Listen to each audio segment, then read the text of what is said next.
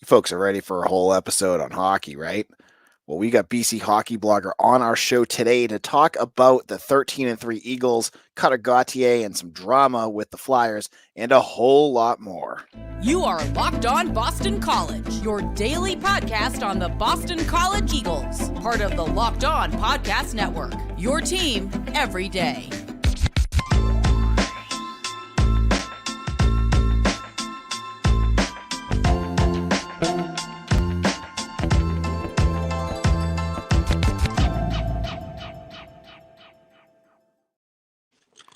Hello and welcome. This is Locked On Boston College. I am your host, AJ Black. Today's episode is brought to you by LinkedIn. These days, every new potential hire can feel like a high-stakes wager for your small business. That's why LinkedIn Jobs help find the right people for your team faster and for free. Post your job for free at linkedin.com/lockedoncollege. Terms and conditions apply. So, folks have been asking. BC Hockey is the number one team in the country. They are sitting at 13-3. They've been saying the listeners have been saying to me, AJ, why have you not talked more hockey? And I say, I love hockey. I am not an expert at the sport. So I wanted to get an episode going with someone who knows this team better than anyone else. And all of you folks out there listening, I think know him very well. And this is BC Hockey Blogger. BC Hockey Blogger, how is it going? Hey AJ, thanks a lot for having me on. This is really exciting for me, and it's always great to talk some BC hockey. Yeah, so let's get this going. 13-3. We're gonna start with the drama going on right now because this is one of the biggest news stories I think almost in any of in hockey right now. It's Cutter Gauthier, drafted by the Flyers. His rights were traded yesterday to the Anaheim Ducks for I forget the guy's name. Who was he traded for? Drysdale and a second-round pick. So this seems like there's a lot of it's like a soap opera with what happened. And you have a cast of characters, and of course you have the town of Philadelphia making the situation a lot more acrimonious than it needs to be. So talk a little bit about what's going on, what you've heard, and what happened. So AJ, going back to last year, obviously Cutter completed his first year at BC, and he had a great year. I had heard that he was looking to sign with Philadelphia after BC's season last year. And when he went up and talked to Philly, he wanted basically to burn the first year of his entry-level contract. That would obviously allow him to get a year closer to his big-time NHL contract because pretty much all entry-level contracts are the same amount. They're 3 years, just under $1 million, compensation and bonus included. Philly, from what I heard last year, and now it's kind of percolating again, did not want to burn that year of the entry-level contract. And they obviously were going through some turmoil last year. They had a bad year. They brought in new management. And there was some questions as to whether they wanted to bring Cutter in during that turmoil. And I think Cutter was kind of turned off by how everything went when they didn't allow him to burn the first year of the entry-level contract. So once that happened, I don't think there was a chance the relationship was going to get mended. And then obviously you've seen what happened yesterday. Yeah, so he ends up getting traded. He basically.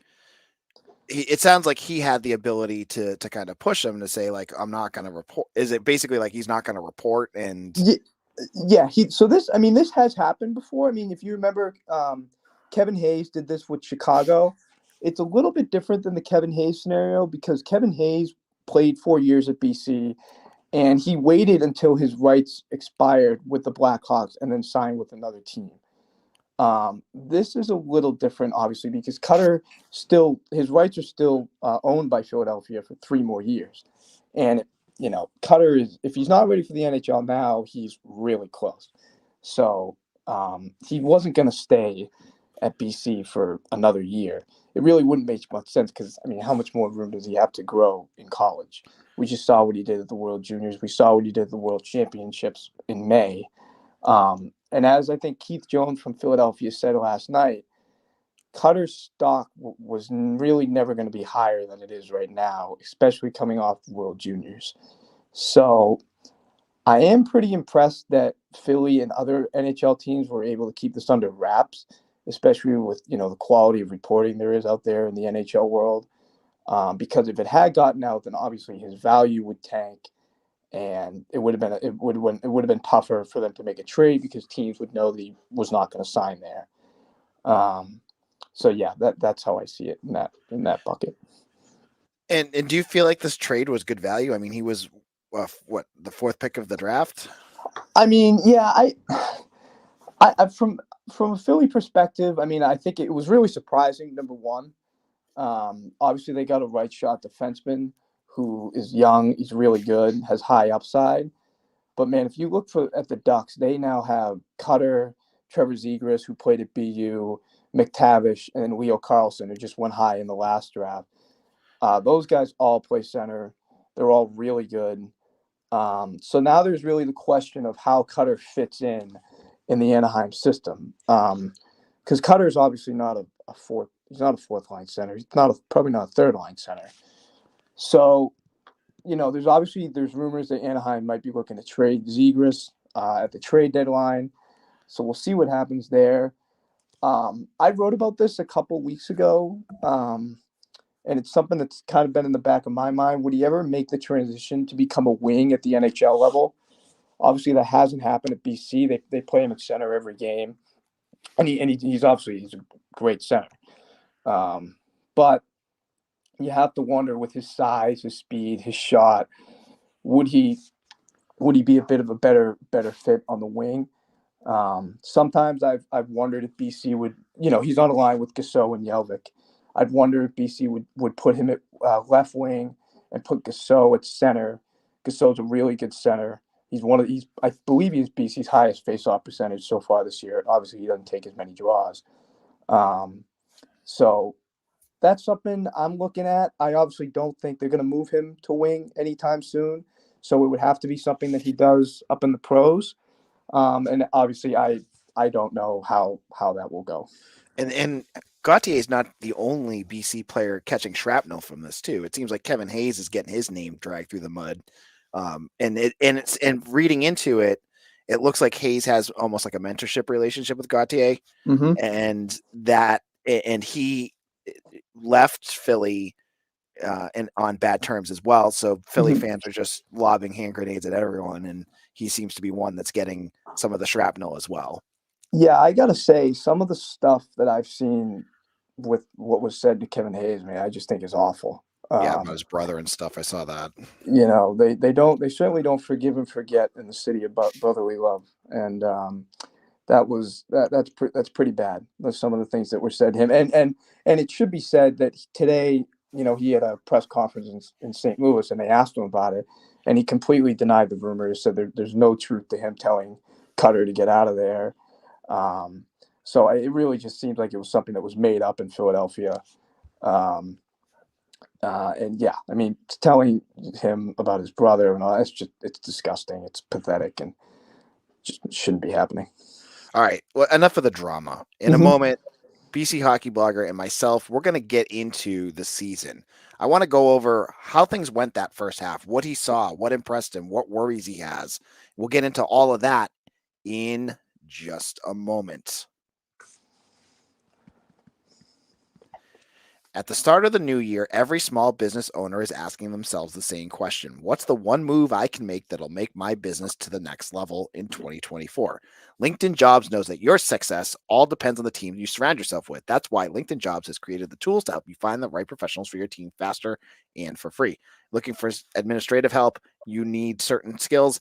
You put it all up on LinkedIn, they're going to help you out. LinkedIn isn't just another job board. LinkedIn has a vast network of more than 1 billion professionals, which makes it the best place to hire. Hiring is easy when you have that many quality candidates. So easy, in fact, that 86% of small businesses get a quality candidate within 24 hours. Twice small businesses rate LinkedIn Jobs #1 in delivering quality hires versus leading competitors. LinkedIn Jobs also knows that small businesses are wearing so many hats and might not have the time or resources to hire.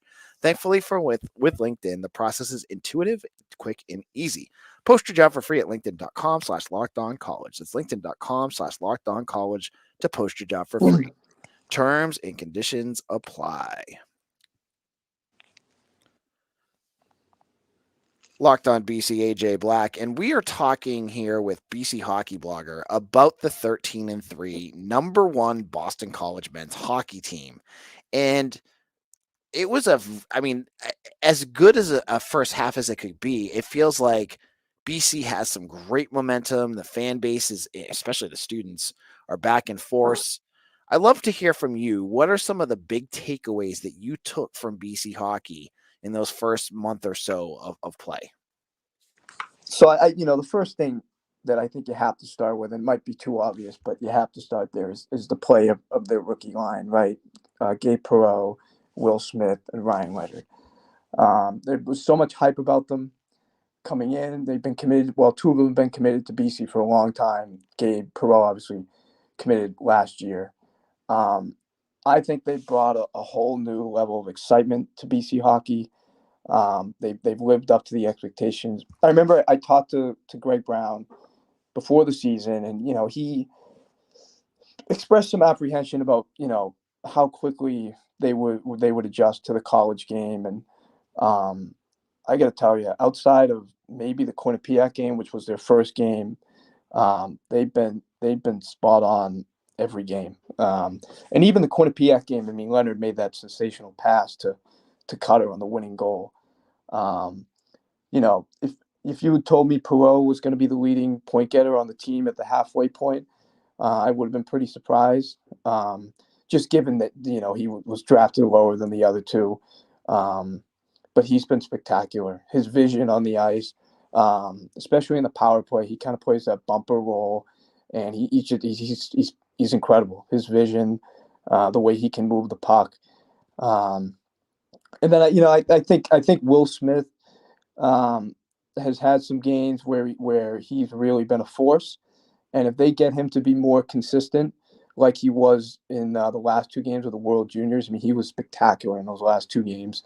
That'll bring this team to another level, because I really think that they need Will Smith and Cutter to be consistently great players. I know what we're going to talk about the second half, but that's something that I'm looking at. And then Leonard to me, Perrault's obviously got the most points, but Leonard to me has probably been the most impressive forward of the first half. He brings the tenacity that BC has not. I mean, you had it with Trevor Kuntar last year, but other than that, BC sometimes has been lacking a tenacity and a toughness to go along with skill, and he brings it. He brings it all to the table. He's really fun to watch. Obviously, I assume people saw the celebration in Sweden after he scored that goal in the gold medal game. But if you ask me who the most NHL ready of those three are, and I'm not a scout and I won't pretend to be, but it would probably be him. I've been really impressed with his game. And I think if you look at why they've improved so much this year, that has to be the biggest reason. That the play of that line. They had a really hard time scoring. BC had a really hard time scoring goals last year, and this year they haven't. And there's one major change from last year to this year, and it's those three. Now, they're not the only true freshman on the team. You also have Jacob Fowler, true freshman, as the goalie. What have you seen out of him? Have you been impressed? In his first year, I know he's also was coming back from the World Junior Classic too, championship. Excuse me. And tell me a little bit about his play so far in that first half. I think he's been really good. When I talk to Coach Brown, he always kind of talks about how he's really impressed with how Fowler can bounce back after giving up a bad goal, and that's what I've seen. There are some games when I look back, maybe the two Michigan State games, he gave up a goal or two early in the game that he would probably want to have back, and he was incredible the last half of both those games. Even the Providence game recently, the last game they played, he gave up a goal that he would probably want to have back from just inside the blue line, a goal that tied the game at that point. But when Providence was pushing late, he made some huge stops. BC's had success in the past with freshman goalies. Joe Wool was really good. Thatcher Demko was really good. So this isn't something new for BC, but he's been so impressive, and especially after the last 2 years. You don't want to be too hard on players, but obviously they went the grad transfer route after Spencer Knight left. I think they thought they were going to get one more year out of Spencer Knight. They didn't, so they were kind of scrambling to fill those spots. And the results weren't what they wanted. So I've been super impressed with him. My one worry is that he's getting a lot of mileage. He's played every game for BC. He played a lot of World Juniors. BC's got a really, really tough second half schedule here. There's really not a hole in the schedule where you can say, hey, let's put the backup in for a game or two. So that worries me a little bit. Demko didn't play every game his freshman year. Joe Wool didn't play every game his freshman year. So you wonder how that will play out. But he's been really good.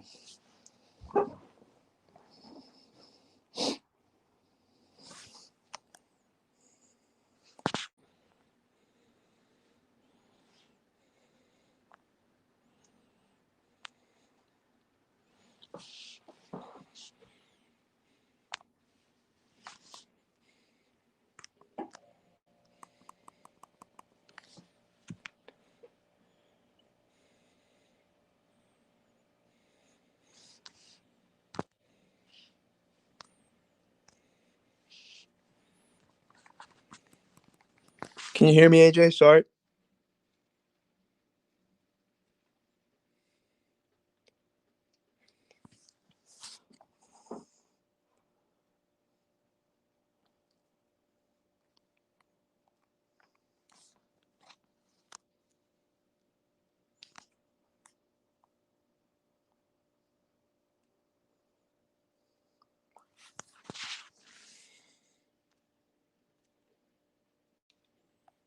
Hello?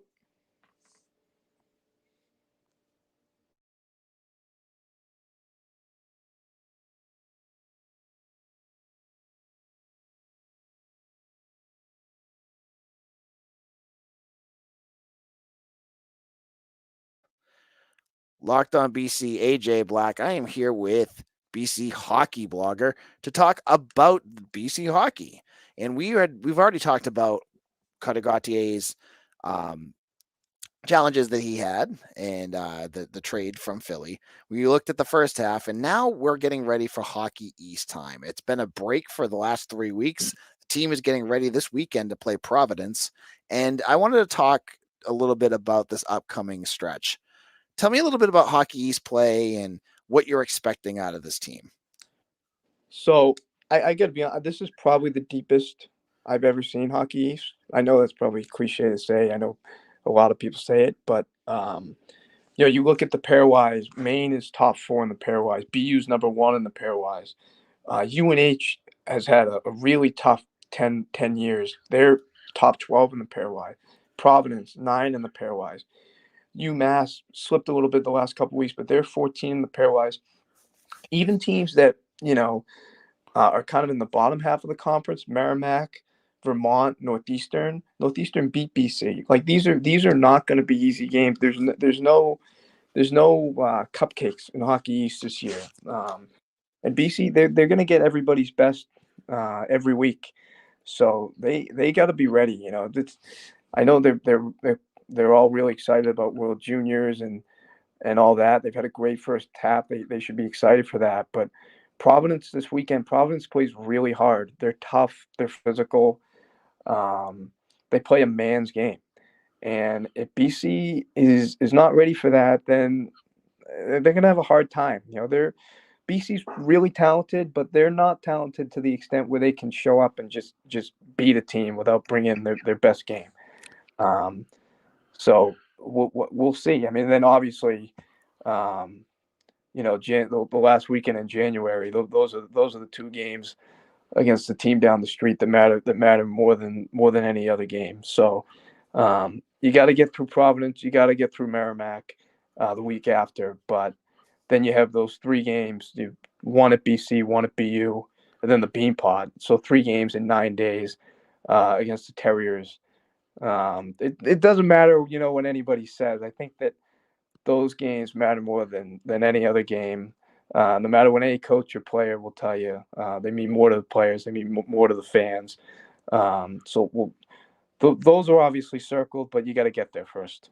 And I just realized that I tried to do an ad read on FanDuel and I was muted. So I'm just going to read it again and then we'll get right back to you. Yep. The NFL regular season is wrapping up, but there's still time to get in on the action with FanDuel, America's #1 sportsbook. Right now, new customers get $150 in bonus bets guaranteed when you place a $5 bet. That's $150 in bonus bets, win or lose. Are you a BC football sicko? Are you thinking that BC could win the national championship next year? You can get the odds on FanDuel. I'm not sure I would go out there and do that. You can also get Thomas Castellanos in his future Heisman odds. I think it's 75,000 to 1. You can go there if you're really feeling it, or you could do anything like NHL, NBA. I mean, they got everything. Same game parlays. It's so easy to find. It's so fun to play. So visit FanDuel.com/lockedon and make your first bet a layup with FanDuel, the official sports partner of the NFL. Sorry about that, folks. And sorry, BC Hockey Blogger. I had a little no worries. No worries. I dumped out on my cough button, and then I never put myself back on. And people in the comment section are going, "AJ, we didn't hear you." So let's talk about potential with this team. Mm-hmm. Tough Hockey East. Obviously, BU is very good. They've got probably one of the best players in the country right now. Oh yeah. What do you think the odds are that BC could win? Win the regular season, be the #1, and win the Hockey East tournament, Beanpot. Let's talk about each of those odds. What are you thinking with each? I got to be honest with you. I don't think there's any reason why they shouldn't win any of those big events. I mean, this is the best team BC's had. I think since 2012 and maybe 2014 when they lost to Union. I mean, this team has serious talent, and I mean, you look at. I kind of think about the Minnesota team that lost to Quinnipiac in the finals last year. You only get teams like this every once in a while, and kids are leaving earlier to the NHL. The transfer portal has changed things. NIL has changed things. It's harder to sustain success. The run that BC had from, let's call it 1996 to 2016, like that's going to be really hard to replicate. And I don't know if they will be able to replicate it. But, this team, I mean, obviously they got to stay healthy, right? I mean, you get injuries, things change. Knock on wood, they really haven't had a ton of bad injuries this year. They should get Connor Joyce back for the second half. He was out the last couple weeks of the first half. I look at the bean. We'll start with the Beanpot. I mean, I would say it's probably the most hyped Beanpot of the last at least 5 years, probably more than that. I think it's kind of a stinker that BC plays BU in the first round, but Northeastern's starting to turn it on. I know they're playing BU right now. It was a pretty close game when I saw it. Harvard's having a down year, but they'll be back at some point. So like I said, it's really weird that BC's playing BU 3 times in 9 days. I don't remember that ever happening. Usually they play first week of December, and then they play the Beanpot. Sometimes they'll play one game after the Beanpot, but not within 9 days of each other. So those two teams are going to get really familiar with each other really quickly. They both play a very similar style. They're fast. They're skilled. They're really young. BU's really strong on the blue line. So that's the game that I'm obviously looking forward to. The hockey's regular season, I was looking at it. I think it's going to be hard for BC to get the 1 seed because Maine has a really favorable schedule coming in to the end of the season. BC still has to play BU twice in the regular season for Hockey East. Obviously, the Beanpot doesn't count. They still have to play Providence twice. They still have to play UMass twice. They got to play UNH 3 times. I mean, those are teams that are all in the top 15 of the pairwise. You're not going to win all those games. So, Maine doesn't get BU in the second half. They don't get BC in the second half. So, if I were betting on it, I think Maine will probably win the regular season. But what matters most right now is that BC puts themselves in a spot so they get the number 1 seed in the NCAA tournament, because that gives you the best path. It doesn't guarantee anything, especially because every team in the NCAA tournament now is good. Even the Atlantic champion will be a tough out. RIT's having a really good year. So, it is nice going into the second half where BC doesn't look like they're going to have to win Hockey East to potentially get a bid. That's been the case for the last 2 years. And then with regards to the national tournament, like I said, the sport is so deep now that, if you have one off game in a one and done tournament, you're out, obviously. So you look at what happened against St. Cloud a couple of years ago. BC was loaded. St. Cloud had to play the day before. BC didn't. And St. Cloud ran them out of the building. Things like that happen.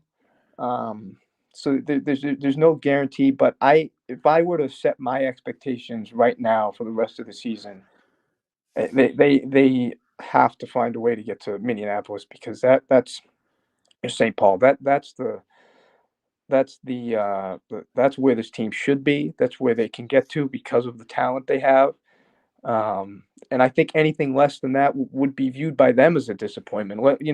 Fans, me, that stuff is outside. What really matters is what their expectations are, and they absolutely expect to get to St. Paul, and that's where they should be. That they are good enough to win it all, no doubt. All right, so you already answered Thomas Wade's question, which is what would be considered a success for the Eagles this season. Mm-hmm. And now Brendan Kelly has a question for you, and we'll wrap things up with a few questions for you. Yeah. Are we better than BU in your opinion? My opinion is, I'll say yes. I think that the two teams are really similar. I would give, if we went position by position, I would give BC the edge in net. I think BU is not as confident in their netminder as maybe they would lead on. They brought someone in the second half over break. I think BU's probably a little stronger on the blue line. They had some trouble defensively to start the year, but I don't know how they're doing right now. I know they're playing Northeastern right now. They seem to clean it up a little bit. I think BC's a little deeper up front, but it will be 2 unbelievable games, and 3 unbelievable games. I can't wait. Those are my favorite games. So I guess we'll see. And then we'll wrap things up with Rod Swanson has a question for you. He says, Any expected recruiting news anytime soon? Love what the staff has done with this incoming class, but the 2025 class looks a little bit thin comparative to other schools. Yeah, so I think with regards to the recruiting,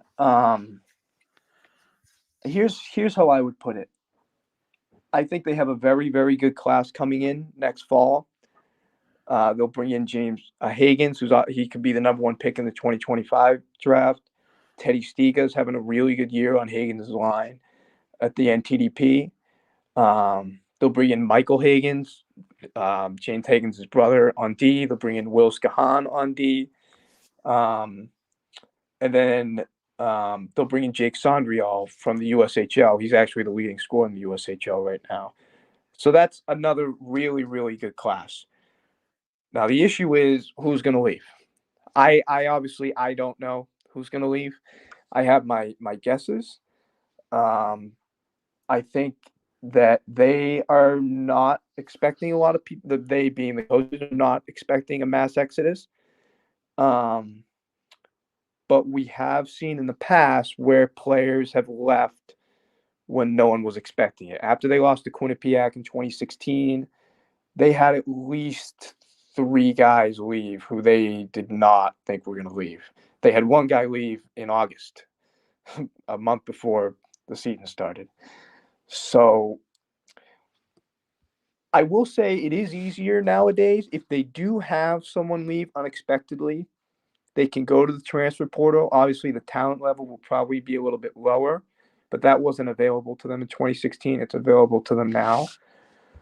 In regards to future recruiting classes, I think that this summer, so they'll be recruiting 2008 players, which is just crazy to think about. But it's a really pivotal class for them because Rod's right. Their 2007 class is smaller. They'll bring in Teddy Mutrin, Dean Latornu, and Gavin Cornforth in that class. That's 3 forwards. They don't have any D committed right now for that class. They need to add some defensemen at some point. And we'll see what happens with the 2008 class. There are some good players in New England who BC is gonna go after. They probably are going to be really high on Casey Mutrin, whose brother Teddy is already committed to BC. He's the number 1 player in New England for the 08 age group. So that's one name I'm definitely keeping an eye on. I know that their total number of recruits is a little bit lower than BU's. So I would expect them to have a larger class this summer than they did the previous summer because of how small their 2007 class, this past summer's class was. All right. You're getting a lot of questions in the comment section, and we have to wrap things up soon, but I'm going to go to Pat Muldowney, who has a question for you. Yeah. What is your favorite? You sound like you're a massive BC hockey fan. What is your favorite BC hockey moment? The best moment is definitely the 2006 Northeast Regional Final. The national championships are great, but being in that crowd with my dad, BU had beaten BC every game. I think every game that year they beat BC in the Hockey East finals the week before in overtime on a Brandon Yip goal, and BU was heavily favored in the regional final that year. And BC beat them 5-0, and that I don't think that will ever be topped. That was an incredible memory. I was young, but I still remember it vaguely. So that definitely that's definitely number 1. All right, and then there was another one here. Oh yes, what is your bets for this weekend? Do you think how many games against PC do you think PC is going to win? I mean, I think it'll probably be a split. I mean, Providence is really tough at home. They're 2 very different teams. BC likes to get out and skate. They're more of a finesse team, whereas Providence is going to clog it up in the neutral zone. They're going to hit everybody, but they're usually really good in their own end. They're usually really physical. I know the split is probably a cop out, but that's what I would go with. All right, we're gonna wrap things up. If you're not listening, if I see we have a lot of new hockey fans out here. Locked On BC is usually we're a daily episode. We're supposed to keep it under 30 minutes, but we're over that right now. And with my screw up in the middle, that's about 30 minutes, right? So BC Hockey Blogger, where can people find you on social media? Yeah, so they can find my account. It's my Twitter account is at BC Hockey Blogger, and I'm always my DMs are open. I'm always on Twitter, and this was great. I hope we can do this again, AJ. I love being on and talk. Always love talking BC hockey. Yeah, we're definitely gonna have you back on now that hockey's back going and we're getting close. We're gonna start getting into some big games. I think we'll have you on regularly. You can also find BC Hockey Blogger on Eagle Insider, where I'm the editor, and you can check out his work there. Become a subscriber right now. You get all his access to his work, Beacon Street Ball for basketball. You get me for scouting, recruiting, and football, along with Mitch Wolf. We're going to have baseball coverage coming. I'm going to be announcing a new writer coming up soon for that. We got a ton of stuff. We're the hub for BC sports, so check us out over there. You can follow me on Twitter at AJBlack247. And if you are listening now on YouTube Live, hit that like button on this video. It does help people find it. And subscribe so you get updates on all of our shows. And when BC Hockey Blogger's on again, you'll know. Thank you all. Thank you all for listening to Locked On BC. This is your team every day.